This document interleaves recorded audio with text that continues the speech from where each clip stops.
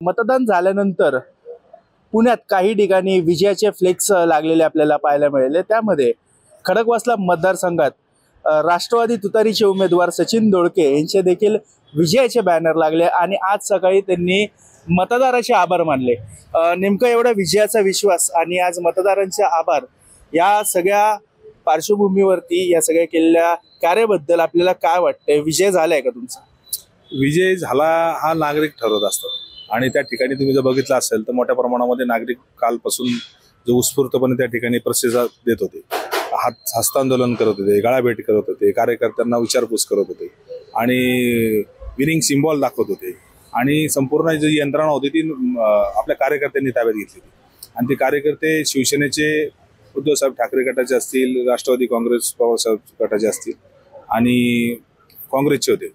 यांनी मोठ्या प्रमाणामध्ये एक चांगली युनियन त्या ठिकाणी तयार करून एकदम चांगल्या संघ येऊन त्या ठिकाणी काम केल्यामुळं मोठ्या प्रमाणामध्ये त्या ठिकाणी तुम्हाला बघितलं असेल तर संपूर्ण इलेक्शन त्यांनी ताब्यात घेतली होती आणि नागरिकांनी त्या ठिकाणी मोठ्या प्रमाणामध्ये सहभागी करून आज तुम्ही बघितलं असेल तर मतदानाचा टक्का सुद्धा त्या ठिकाणी वाढला।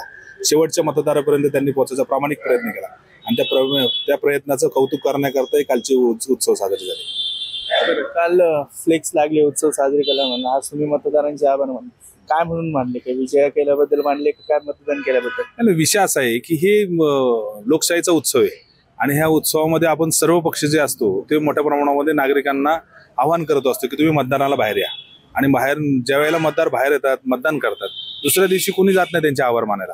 तर मला असं वाटलं की नैतिकता म्हणून त्या ठिकाणी आपण नागरिकांचे आभार मानले पाहिजेत।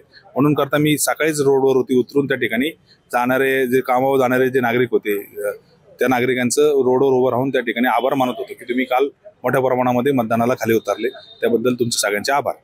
दोन उमेदवार होते, यामध्ये तुम्ही एक होते, तिसरे उमेदवार, 3 टर्म आमदार राहिलेले उमेदवार आणि मयुरेश वांजळे, म्हणजे कुठेतरी मोठं आव्हान होतं असं वाटत नाही का? आणि अशा प्रकारे फ्लेक्स लावणं कार्यकर्त्यांचं त्याकडे नाही, आव्हान हे मला कधी कुठल्या उमेदवाराचं नव्हतं। आव्हान हे इलेक्शनमध्ये खऱ्या अर्थाने कोणाचं असतं तर मतदारांच्या मनामध्ये तुमची जागा मिळवणं, त्यांच्या मनामध्ये विश्वास मिळवणं हे खऱ्या अर्थाने आव्हान असतं आणि त्या आव्हानाला आपण जर सार्थक ठरलो आणि त्या ठिकाणी जर आपण त्यांच्या विश्वास संपादन करू शकलो तर नक्कीच त्याचं रूपांतर मतामध्ये होतं असं मी मानतो।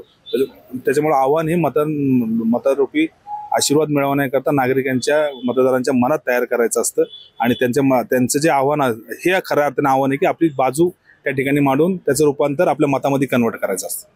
मयुरेश वांजळे उभे राहिल्यामुळे तुमचं सीट धोक्यात आलं होतं अशी चर्चा झाली होती। ह्या सगळ्यामध्ये भीमरावांना पण मतदान करण्यापासून किंवा यांचं देखील ताकद वाढली होती असं म्हटलं गेलं होतं। या सगळ्या मतदानाच्या प्रक्रियेमध्ये काय तुम्ही अनुभवले वेगळं 2024? संपूर्ण खडकवासला मतदारसंघामध्ये 6 लाख मतदान आहे आणि 6 लाख मतदान आहे म्हटल्यानंतर ही लढाई खऱ्या अर्थाने विचारांची असते, कुठल्या कॅन्डिडेटची नसती। त्याच्यामुळे आम्ही महाविकास आघाडी म्हणून त्या ठिकाणी एक विचार घेऊन त्या ठिकाणी नागरिकांमध्ये लोकांमध्ये गेलोय। त्याच्यामुळे नागरिकांनी एका विचाराला मतदान करत असतं। तिथं काय सचिन दोळके कॅन्डिडेट नसतो, तिथं पवारसाहेब कॅन्डिडेट आहे, उद्धवसाहेब ठाकरे कॅन्डिडेट, राहुलजी गांधी कॅन्डिडेट असतात आणि संपूर्ण महाविकास आघाडी त्या ठिकाणी काम करत असते। त्याच्यामुळे वैयक्तिक इलेक्शन कोणाच्या नावावरती नसती, ही इलेक्शन ही महाविकास आघाडीची होती आणि त्याच्यामुळे संपूर्ण मतदार हे महाविकास आघाडीच्या बरोबर उभे असलेले काल तुम्हाला इलेक्शनमध्ये दिसले।